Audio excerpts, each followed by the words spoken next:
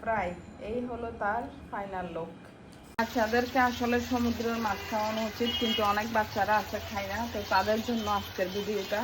একদম এভাবে লইট্টা মাছকে যখন ফ্রাই করবেন তারা অনেক পছন্দ করবে এবং অনায়াসে খেয়ে ফেলবে। তো দেখুন এখন ভাজি করতেছি দাম দেখানোর জন্য। এখান থেকে আমরা হচ্ছে নিচ্ছি যেরকম করলাম, যাই হোক তেলগুলো একটু ঠিকঠাক এর জন্য এভাবে করলে বাচ্চারা অনেক পছন্দ করেন। আসলে সমুদ্রের মাছটা বাচ্চাদের খাওয়া উচিত, কিন্তু অনেকেই খায় না, এভাবে খাওয়াতে পারেন। কেউ বলবে এগুলা লইট্টা ফিশ, এগুলা লইট্টা ফিশ, এগুলা এভাবে ভুনা করে ডাল দিয়ে সেই মজা। ফ্রাই, এই হলো তার ফাইনাল লুক।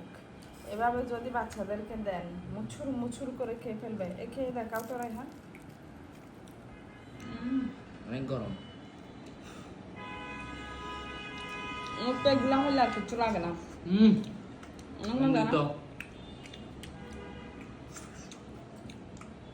তো আলু ভাজি ডাল আছে, আর আমার জন্য তো কচুর লতি রান্না করছি, পটল ভাজি, এগুলো ফারান গেলেও হবে না।